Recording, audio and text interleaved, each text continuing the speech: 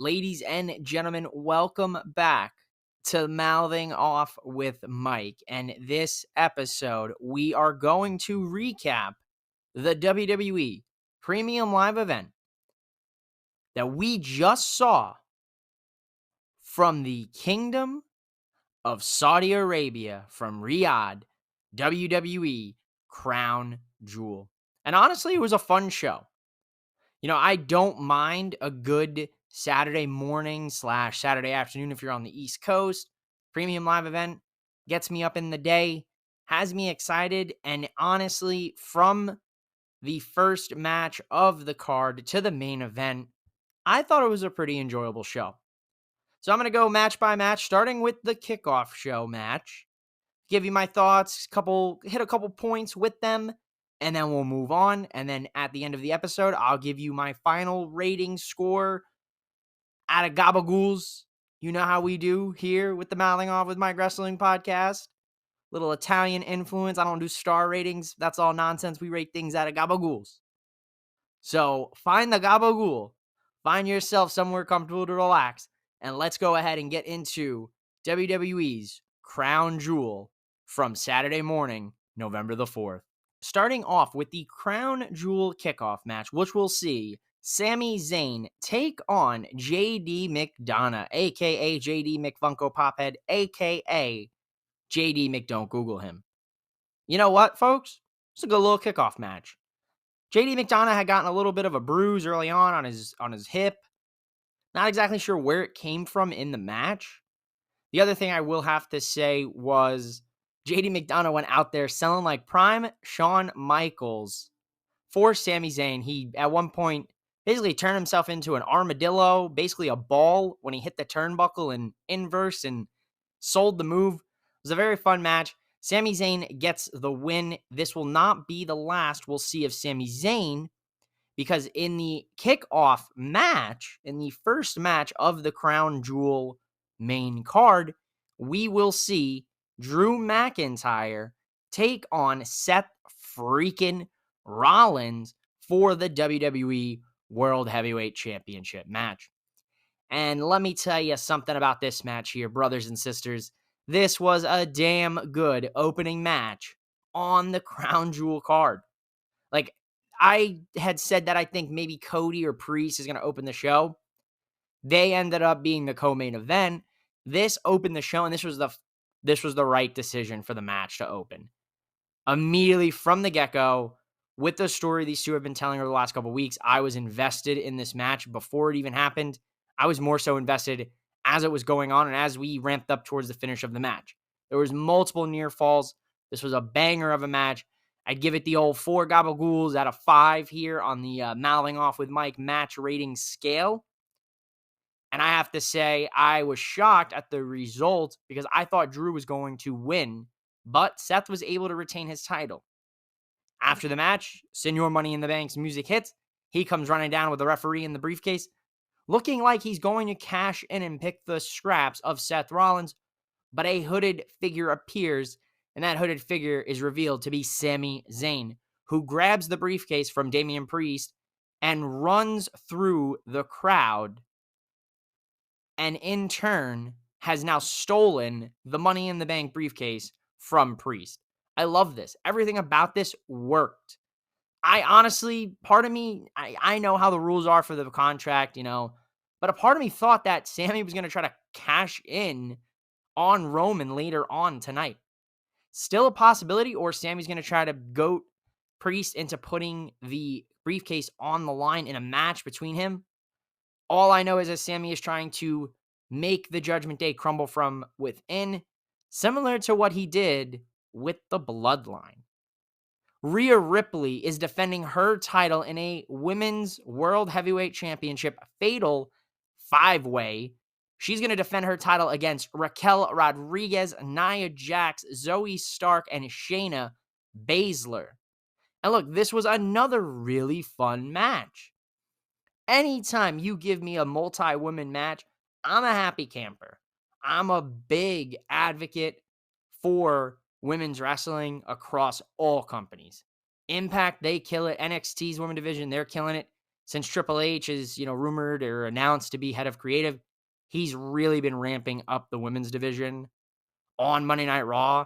He's trying his best with SmackDown, but like I said, there's no excuses, but SmackDown is the Bloodline story. The SmackDown Weekly is for the Roman Reigns Bloodline story. Great showing for all the women involved in this match. Rhea Ripley had an awesome entrance coming out here, with some kind of druid vibes. Like, I wasn't exactly sure what the whole play was, but it kind of was like, the high priest, summoning the demon, and, her whole thing is, brutality and the Judgment Day. So it worked for me. It was very cool. Rhea Ripley has it. She has presence when she hits that TV screen. When you hear, "This is my brutality," you stop, you look, you watch, you're in awe. She's killing the game right now. Certainly one of the top women in the women's division for WWE. She retains her title. Like I said, great fatal 5-way here. Crowd was into it.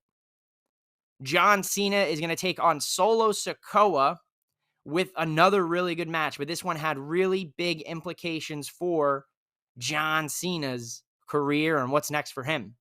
John Cena has not won a match in over 2,000 days, which equivalates to about 5 years, give or take. 5 years. I've said this in Are You Not Sports Entertained last week, the week before. I've said this in my Crown Jewel prediction video that I posted Friday morning. It is insane to think that for 5 years, John Cena has not won a singles match.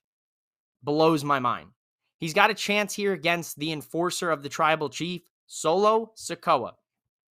And I'll tell you right now, this was a good match. It was a slow, methodical. Cena immediately comes out the gate. He's targeting the arm that Solo uses to deliver the spike, trying to weaken the arm so he can't deliver that spike, or at least it takes multiple Samoan spikes, multiple thumbings to John Cena to incapacitate him. And that's exactly what we see.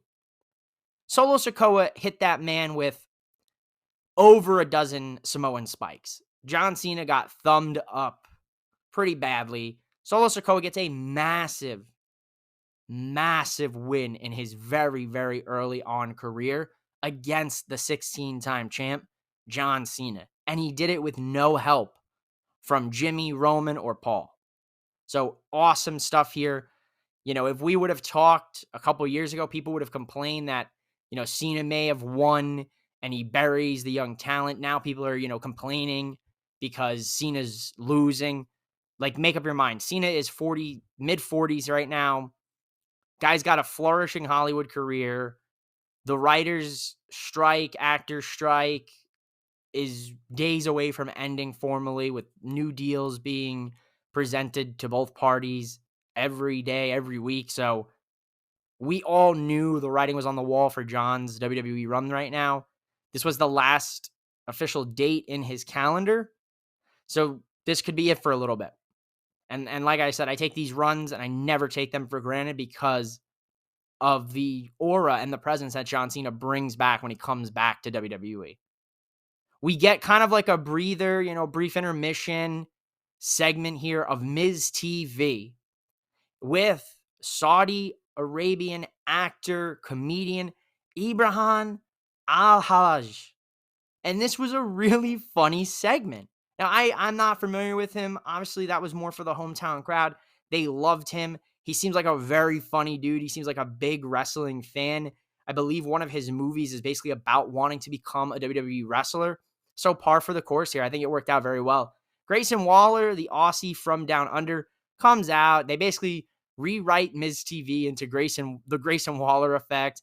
Ibrahim is basically having to choose between Waller or Miz. He ends up siding with The Miz. The Miz ends up hitting Grayson with a skull-crushing finale, and then Ibrahim hits him with the Habibi elbow, which was very funny because he was calling Miz Habibi, and now if you don't know, it means my love, which I did have to hit the Google. I had a GTS it, Google that shit. So very funny anecdote from my college days. There was a time where I had been mistaken and they thought I spoke Arabic. So this girl came up to me and started whispering Arabic in my ear. I had no idea. And she had called me Habibi. So I had to Google it all those years ago and Googled it again to make sure. Very funny stuff here. I thought it really worked well here with the Crown Jewel crowd. Right after this segment, we go right into a match that I was really looking forward to from a couple of different reasons, because there's a growing underlying story happening with the LWO, and it's very subtle. It's not really in your face. And that has to do with Santos Escobar kind of having some tension within Ray. Now, Ray and Logan go out there and they have a fantastic match. Now, it was a little bit slower paced at times, but Logan, my God, that man can wrestle. He has only wrestled about 8 matches in his WWE career, and each one he gets better and better in. He's hitting buckshot lariats. He's hitting fall away moonsaults. Like, what more could you ask for? He actually even catches Ray midair in a kind of an interesting spot that I thought Ray could have gotten hurt in. He kind of saves him there, whether it was a save or not. He had the wherewithal this early in his professional wrestling career to be there and, kind of be there as like that base under Ray, just in case things didn't go as planned. Great match. We see one of Logan's boys, cronies, whatever, show up with the brass knucks again. Now, they're knocked off Logan's hand, and they end up kind of falling to the ringside area where Santos Escobar comes through the crowd and stops his friend from giving them back to Logan. Santos actually picks them up, but he puts them on the ring apron, where Ray just so happens to set Logan up for a 619. Logan sees these knucks, puts them on. After the 619, Logan hits the knockout shot to Ray from midair with the brass knucks. 1, 2, 3, and Logan Paul is your new United States champion. Now, I alluded to it earlier on Twitter during the match. I have some mixed feelings about it. The ending makes sense because you have to have some shenanigans. Logan's not going to beat Rey Mysterio, a 30-year veteran in the game, clean this early in his career. So how do you essentially get the title on Logan, make him into this extremely massive heat-seeking missile because, he naturally elicits a negative response from the crowd. So you lean into that, right? So you have to have him win with some sort of shenanigans. And the brass knucks makes sense. He did it against Ricochet at SummerSlam. He does it again here against Ray. Logan having that United States Championship is going to do big things. Now, it may sound crazy, and if you would have talked to me a few years ago, I would have said, no, this is a terrible decision. But truthfully, it is a smart decision from the business standpoint. If Logan goes ahead and he boxes another match, say that Dylan Dennis boxing rematch number 2 comes up, or Logan ends up doing another boxing match with somebody else, and he's still U.S. champion, guess what title he's bringing to that fight? The United States Championship. When he's on his podcast show on YouTube, Impulsive, where it's viewed by hundreds of thousands, millions of people daily, weekly, he will have that title with him. When he's out doing appearances at YouTuber things, at influencer things, he will have the title with him. This is going to bring in a very different crowd and a fan base into WWE, and it's going to put more eyes on the product. Now you're going to start dipping your toes into that social media influencer YouTube world now, because who's to say guys like KSI, hell, even Logan's brother Jake, don't make a transition to WWE for these one-off matches? Who's to say Mr. Beast doesn't hop in the ring and take on Logan or something? I know that sounds crazy, but those are potentials now. But not only that, now you have the potential to have Logan Paul versus Kevin Owens, Santos Escobar. You have the Rey Mysterio rematch sitting there. You could have Logan Paul versus Grayson Waller, Austin Theory. One of the ones that I'd be most intrigued about would be LA Knight, yeah.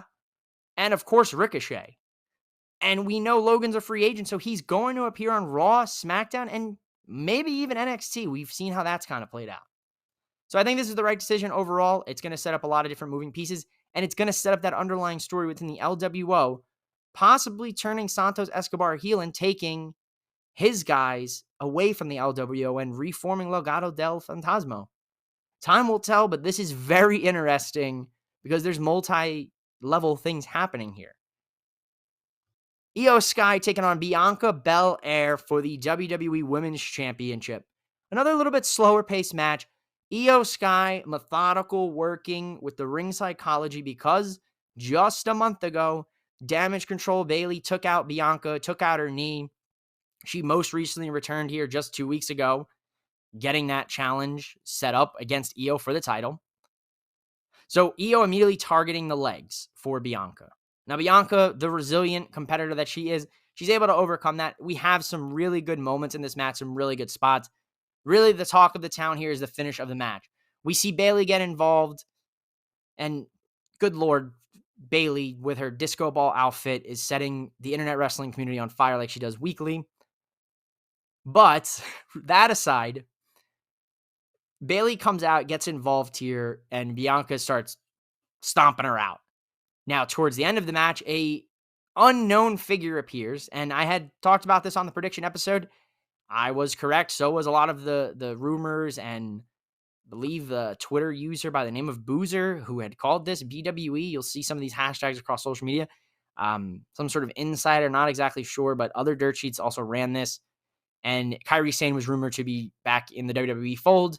She has made her triumphant return to aid her longtime and former faction member, Io Sky, in successfully defending her title. That was awesome. This was an awesome finish. I love to see Kairi Sane back. She has one of the greatest elbow drops in professional wrestling this generation. The insane elbow is awesome. She has like insane airtime with this elbow drop, and it's so cool. The Pirate Princess is back, and she's aligned herself with Io Sky. Now, what does that mean for Bayley? Now, I was reminded, thanks to the internet, that Bayley was Kairi Sane's final rivalry and essentially was what drove her out of WWE. There's going to be some tension there, especially if Io wants Kairi to join Damage Control while Dakota's, sidelined. Bayley may end up being pushed out of Damage Control completely, and new members may form up of a new faction ran by Io and Kairi. Who's to say Asuka doesn't join it? Who's to say some of the other Joshi wrestlers that are free agents right now don't pop up and join WWE? Time will tell. A lot of rumors swirling even more so now after Kairi's return to WWE. This should be very, very interesting. Your co-main event of Crown Jewel is going to see the American Nightmare, Cody Rhodes, take on Damian Priest, Senor Money in the Bank, one half of the Undisputed Tag Team Champions, in singles action. The crowd loves Cody. Saudi Arabia, Riyadh loves Cody Rhodes. I love Cody Rhodes. You love Cody Rhodes. We all love Cody Rhodes. There are some Cody Rhodes haters out there. And hey, look, that's it. They don't like him. What are you going to do? But for me, here with this podcast, I like Cody. I've said it many times. There's parallels to John Cena. Cody Rhodes very well could be the John Cena role in WWE when John Cena no longer is here. He could run the company on his back, and he has since his return. So has Seth. So has Roman. There have been other guys that have bouldered that load with him, but I have to say a brunt of that work has been on Cody. Another fantastic match here. We knew the Judgment Day was going to get involved. It seems that the Judgment Day numbers are going to outweigh Cody, but main event Jey Uso is here, and he fights off the Judgment Day members of Dirty Dom, Finn, and JD McDonagh, allowing Cody to hit the Crossroads trifecta. 1, 2, 3. Crossroads into the 1, 2, 3. Cody Rhodes defeats Damian Priest. Monday Night Raw this Monday is going to be very interesting. Priest got his Money in the Bank briefcase stolen from him by Sami Zayn. Cody Rhodes just beat Priest. Mommy Rhea Ripley had a hard-fought title defense where no one of the Judgment Day came out to kind of help her, especially Dirty Dom, which I was a little surprised about, but great title defense for her. So the Judgment Day may not be all what it seems to be going into Monday Night Raw. There may be some disciplinary actions being handed out by Mommy, the quote-unquote leader of the Judgment Day. Your main event of Crown Jewel, ladies and gentlemen. A fantastic match with the megastar L.A. Knight. Yeah. Taking on your tribal chief, your 1,100 and something days undisputed Universal World Heavyweight Champion, Roman Reigns. And this is one of those old school, late 80s vibe matches here. You got the good guy taking on the real bad guy. And this worked very well for the entirety of the match.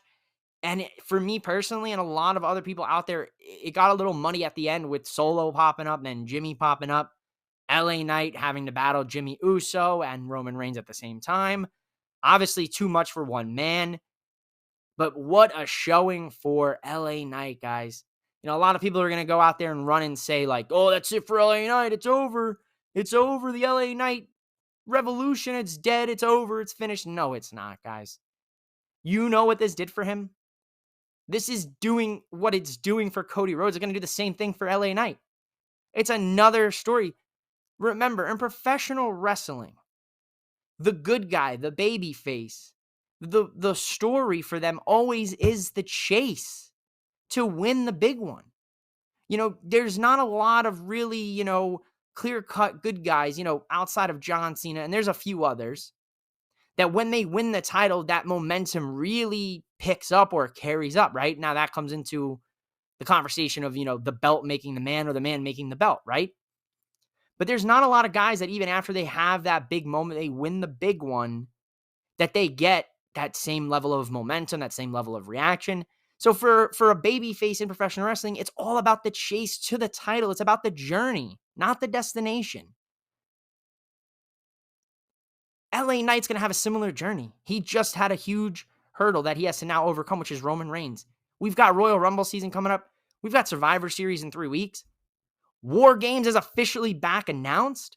Things are moving very well. The main event here of Crown Jewel was great. I enjoyed it. Was it perfect by any way? No. But it was a great showing for LA Knight. Roman Reigns worked for LA Knight, something that we hadn't seen in a few of these Roman matches recently.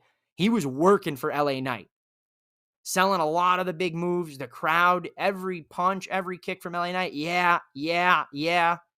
At one point, I thought LA Knight was going to do the unthinkable. Notable moment in the match when LA Knight hit the BFT and they were close to the ropes. Jimmy put Roman's foot on the rope, but Roman never kicked out of the BFT. So LA Knight's going to be able to sell a whole nother match between Roman with that in the future. So I'm not worried about it at all. I'm not worried about the momentum. LA Knight stock still rising. I could definitely see LA Knight getting with Logan Paul for the U.S. title at Survivor Series. Totally could see it. Ladies and gentlemen, Crown Jewel was a fantastic, in my personal opinion, premium live event from the WWE side. We're setting up. We've got 3 weeks till Survivor Series coming at you on November the 25th from Chicago, Illinois. And oh boy, is the discussion and the rumors of CM Punk returning heating up. But when I come back, I'm going to get into the final mouth-off here with Mike. And we're going to touch on some key things that I noticed during Crown Jewel.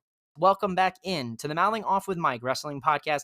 And if you're still listening to this episode or watching it here on YouTube, because we're going to have a little simulcast thing going on, you know, we are going to jump into the final mouth-off with Mike. And I've just got a couple things I want to touch on. You know, when we come and we look at this match between Roman Reigns and LA Knight, something immediate sticks out to me. What's next for Roman Reigns? Apparently, internally listed, Roman Reigns isn't listed for any other title defenses for 2023, which means we have November, December, and then we're right into January. Royal Rumble season, road to WrestleMania begins. So are they going to hold off Roman for the next 2 months? There's a strong possibility. So what's next for Roman when the new year hits? And honestly, I don't know. Who's left to face Roman besides now going back to potentially some past feuds? Kevin Owens, right? Gonna have to talk about it, but dip back into the Cody Rhodes, finish the story well here. Could Cody win the Rumble for a second year and then main event WrestleMania 40 in Philly against Roman and dethrone him? All eyes to me and all things point to SummerSlam 2024. That would officially mark Roman as surpassing Hulk Hogan on the all-time title record reigns. I think WWE is going to put Roman in the top 3. which number one obviously being Bruno, the other one being, I believe, Pedro Morales or Bob Backlund. They're very close. I don't know what WWE recognizes these days, but he would be within top 3. We shall see how that plays out. The Bloodline story is starting to get a little muddy. I'm not going to say, oh, that's it, it's finished, it's over. No. They've always been able to right the wrongs, bring it back to course, and really make it something worthwhile. Like, they got me fully invested in the LA Knight thing. I'm sure they'll rework it, and there might start being some inner tensions, or maybe Jimmy starts kind of branching out and starting to see the truth. We'll see kind of how that breaks down. Kairi Sane returning to WWE after a couple years is awesome to see. I always thought she was underutilized and underappreciated in her first run. She's a former champion with Asuka. She's a former with NXT as well. I really hope with the pairing of her and Io, and if there are rumors of reforming the group that they had together in Japan with Asuka, potentially going out there and getting some of the free agent women's wrestlers from Japan, I'm all in for it. Because with Triple H, it really seems like he's really trying his hardest to make a really good women's division right now on Raw and SmackDown. Shawn Michaels, I don't have to ever worry about NXT because that man will put 4 or 5 women's matches a week, and you'll eat real good if you're a big women's wrestling fan like myself. And a lot of people are. Women's wrestling, they should be getting the time. And there's a big thing that I'll talk about in my AEW episode coming out Sunday morning. I'm not a fan of how Drew lost the match. I expected some shenanigans, maybe the Judgment Day. I don't know. I didn't expect to see Drew lose clean with a pedigree and a stomp. Now, this was a great match, don't get me wrong. But I don't know. If this is setting up the full-blown Scottish psychopath, coming back, heel Drew, evil, doesn't give a damn about anybody, then sign me the hell up right now. Because I'll say it again, Drew McIntyre as a heel hits better for me than it does as a face, and he's a damn good guy. Don't get it twisted. The Miz, speaking of another guy who's a damn good bad guy, and he's an okay good guy. They're transitioning The Miz back into a good guy here, which means that they might be poising him for an Intercontinental Championship match against the Ring General, Gunther. Gunther just a natural heel right now, so it makes all the sense in the world to turn The Miz maybe a little bit of a good guy. And I like The Miz as a face. I hope that he can give us a little bit more depth this face run than maybe some in the past. LA Knight, I think what's next for LA Knight is the United States Championship, potentially winning the Royal Rumble or potentially being on one of the big teams for Survivor Series because, like I said, War Games is back for Survivor Series. So, ladies and gentlemen, here is your Mouthing Off with Mike crown jewel rating out of gabagools. I'm going to give it a 3.8 gabagools out of 5. It was very close to a 4-star show for me. There were a couple things where I kind of, lost a little interest in. Some matches got a little slower pace. The crowd energy definitely affected. But overall, for my viewing pleasure, it was just close enough to a 4 where I couldn't call it a 4. I give it a 3.8 gabagools out of 5 gabagools. Ladies and gentlemen, thank you so much here for listening to this very fast, quick recap of WWE's Crown Jewel Premium Live event. Don't miss out here because I will be talking all things in the world of All Elite Wrestling on Mouthing Off with Mike is All Elite, my AEW weekly recap show, which will be debuting in video form on YouTube this week for the first time. So stay tuned to that. Stay tuned to my socials at MOWM_podcast. Make sure you go ahead and you subscribe to the YouTube. You follow me here on Spotify. You leave a rating for this episode because that's what's going to get us to that top 100 wrestling podcast list. So give me a rating, drop a comment, mouth off with me on social media at MOWM_podcast. If you're looking for some new WWE merch, check out my WWE shop affiliate link. Free shipping this weekend from the WWE shop. So if you're looking to get some new gear for maybe LA Knight, maybe you want a new Kairi Sane shirt since she's back in the WWE, go ahead and hit the links here in the description of this episode here on Spotify. You can listen to this episode anywhere audio podcasts are found, and as well, kind of with some photos and images. If you're more of a visual kind of interactor, you can check it out on the YouTube. That is at MOWM_wrestling podcast. Thank you so much here for listening and watching to the Mouthing Off with Mike Wrestling podcast. I am your host, Mike, signing off for this evening. I will be back Sunday morning, so don't miss out. Go out there and enjoy some pro wrestling. Have yourselves a damn good time.